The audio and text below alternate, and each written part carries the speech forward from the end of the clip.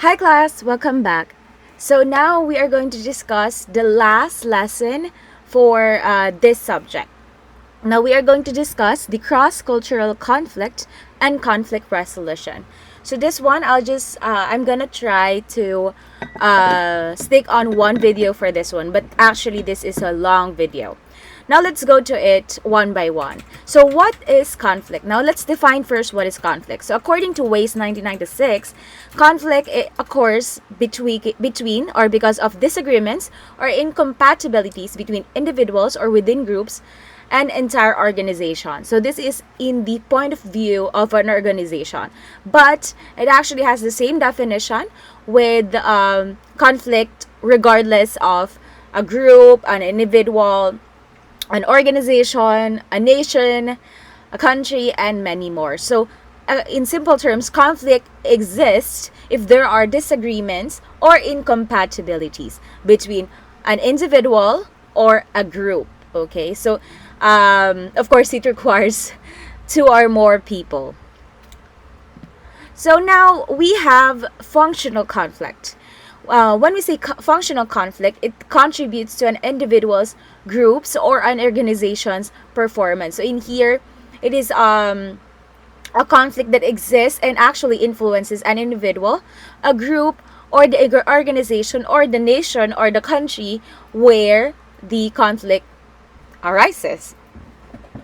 So it does not only exist in a specific scenario or a specific thing, but it affects one, and actually it does not affect just one person. It actually affects the organization or the set of people within that organization, country, nation, and many more. So that's why it's called functional, because it's really very functional. It happens, it's a reality. So conflicts are functional or constructive when they bring up rather than hide issues over which there are differences, force individuals to be direct and to accelerate problem solving, attack issues rather than individuals. So when we say when we say that the conflict is functional or constructive, is that because the issues now arises. It's not at the back of our heads. It doesn't.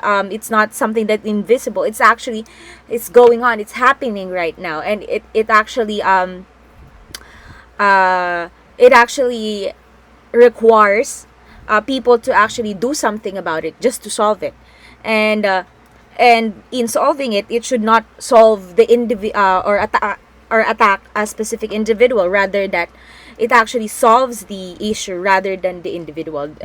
And actually in this scenario, that's why we have the term ad hominem, because in conflicts, people actually attack the personal information or the person itself rather than the issue.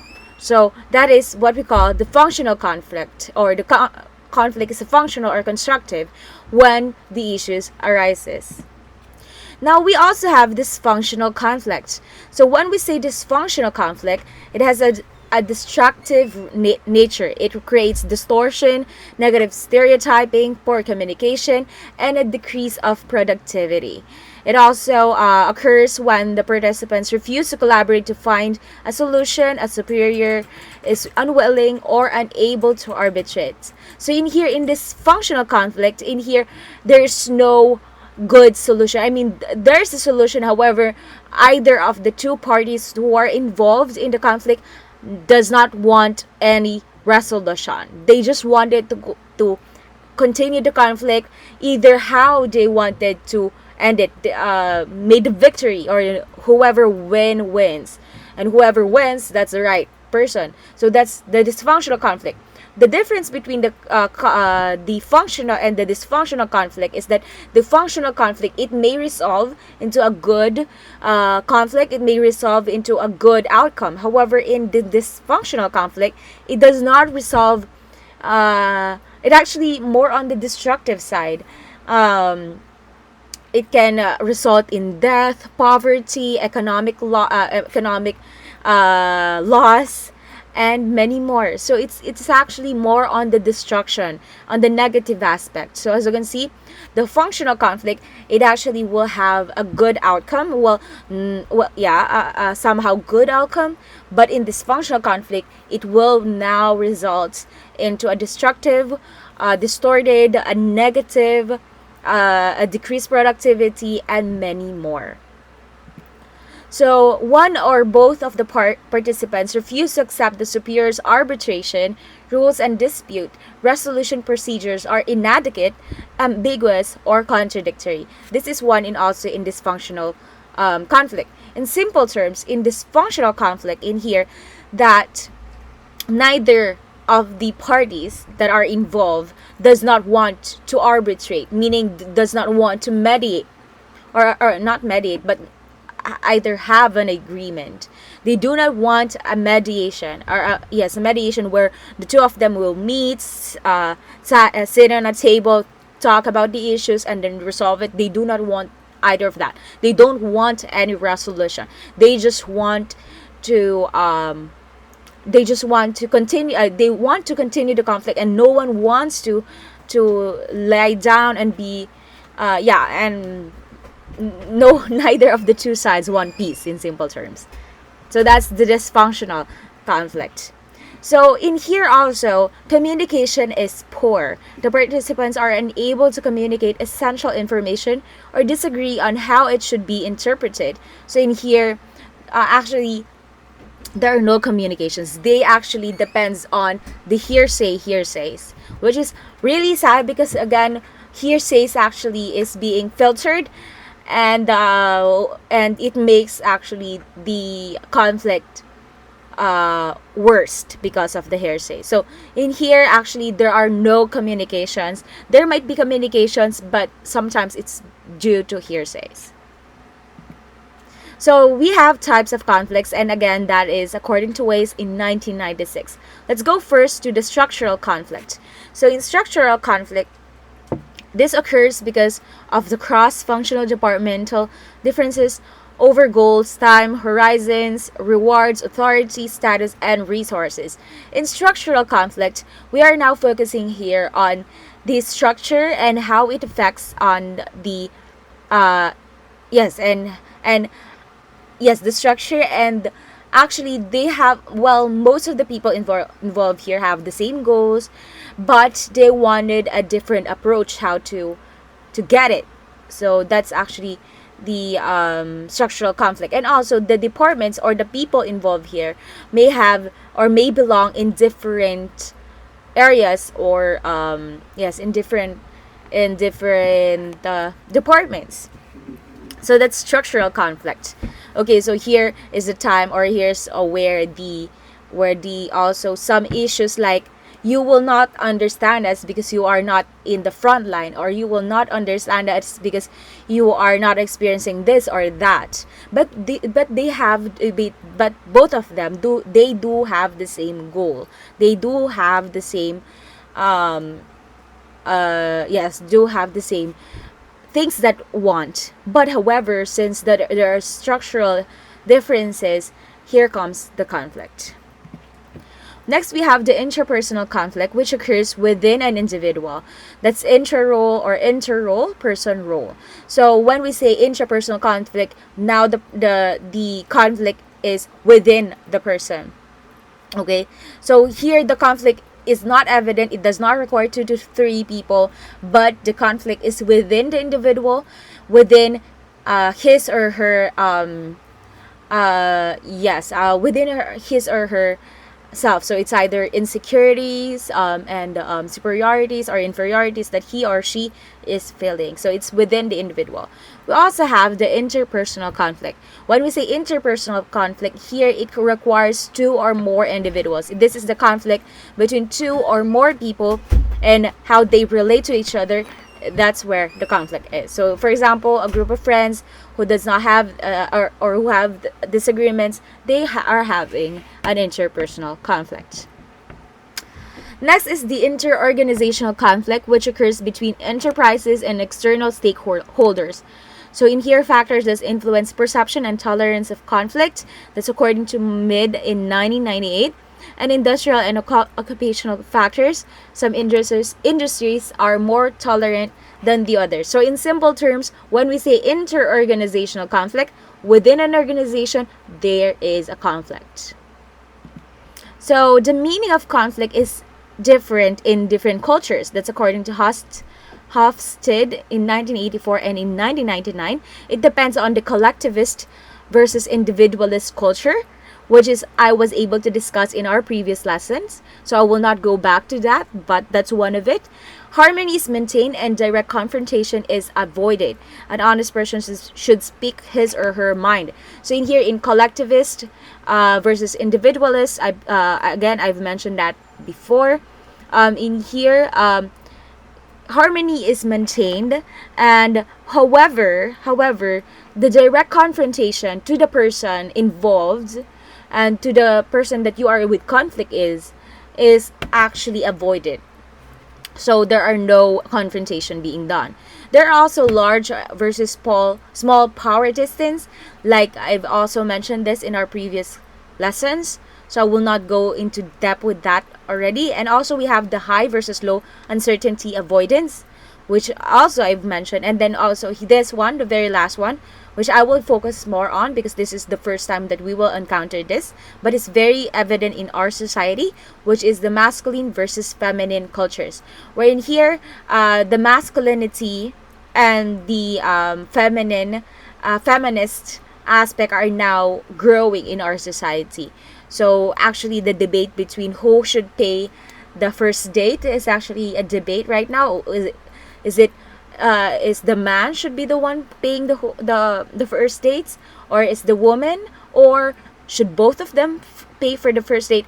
So that's actually the argument between one of the arguments between that, and also whether women should should get a high role, or should they just do assistant roles to the man, and many more. And also opportunities about women are being tackled in this one.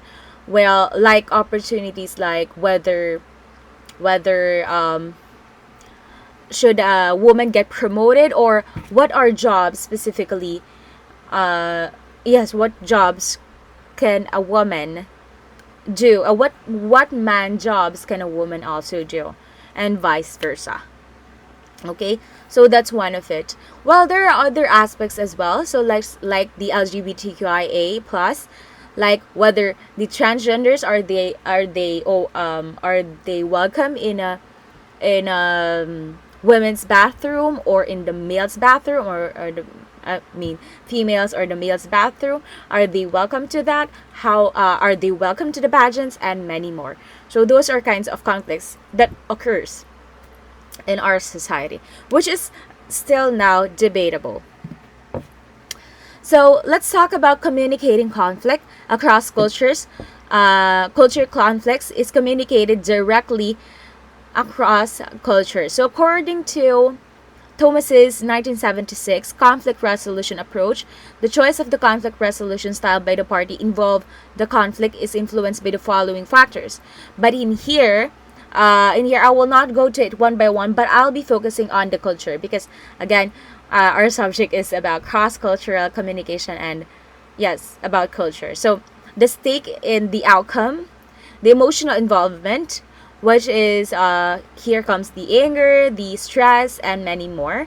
The urgency, how urgent it is that the conflict should be resolved, and how urgent it is that the conflict should be addressed. Precedent, and also the culture, wherein it is very broad. This is very important since culture affects conflict as well, and it has a large portion actually.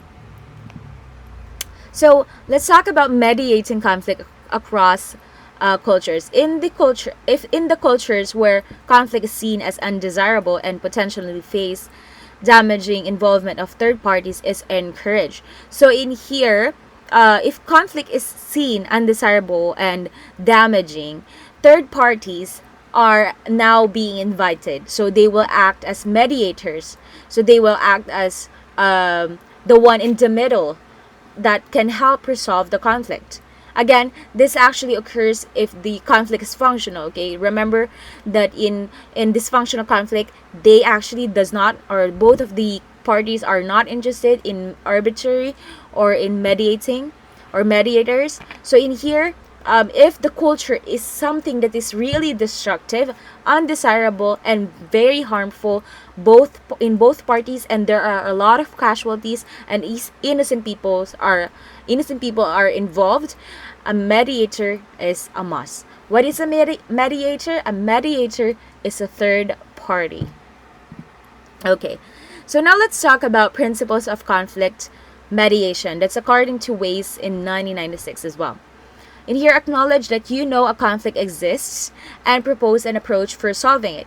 In studying the position of both parties, maintain a neutral position regarding the disputants, if not the issues. Okay, so in here, according to Weiss in 1996, if you are the one who will be the mediator or the one who's in the middle, you should be, first of all, neutral. And second of all, you should focus only in the issues. Other issues than that is prohibited or ignored. So in here, according to Weiss, again, if you're going to be a mediator or the one that's in the middle, just focus on the issue. And then, according to Weiss as well, keep the discussion issue-oriented, not personality oriented. Focus on the impact the conflict is having on performance. Help your people put things in perspective by focusing first on areas where they might agree. Try to deal with one issue at a time. So in here, in simple terms, actually Weiss is an organizational based writer on the culture and the conflict of an organization, but this is also can be used again in different kinds of setting. So in here, like what I've said a while ago, avoid ad hominem. Ad hominem is wherein you attack the person personally rather than the issue. So in here, you're going to focus on the conflict itself and how it actually affects people, its emotions, performance, and the whole nation if probably involved. So in here, you're just going to focus on the issue. Other than that, again, is avoided.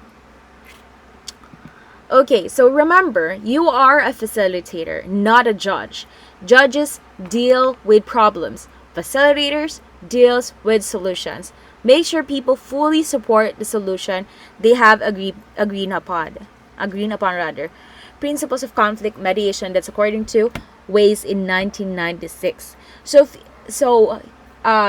You class, every one of you in the future will be actually facing different conflicts. I believe most of us right now, I mean not most of us, but a lot of us right now have already experienced conflict, not just in our personal lives, in our homes, in our classmates, in our friends, and I believe none of us here haven't experienced having in conflict, having no experience in conflict with someone. I believe most of us here are composed of different people that have different beliefs, and sometimes we do have conflicts with other people. Well, not conflicts wherein it will focus on, or it's more on lengthy one where death can actually occur or can happen. Not that kind of conflict, but simple conflicts do. So if ever you are involved in a conflict where you are stuck between two parties, so and you are not taking any sides, so you will be and both parties wanted a resolution, so and you'll be the facilitator. And here, always remember that you will be the one who will give a solution. You will not judge, you will not take sides, and you will be equal. Okay, you will be equal with both parties. The target or the goal of the mediation would be a solution. That's according to Weiss in 1996. So in preventing Intergroup conflict, a multicultural organization or community must minimize interpersonal and intergroup conflict related to group identity and must promote the understanding of cultural differences. So here is where our subject comes in. Cross-cultural communications. So in here, that's why we have this subject, is for you to understand that we have a lot of culture and we communicate differently, and in that culture people actually have different beliefs that may or may not agree with you. So regardless of that, respect and not attacking a person personally, and respect and understanding would help a lot. So, and also of course our use of words and how we communicate with them is very important. So in here, for you to prevent, it's always prevention is always better than cure.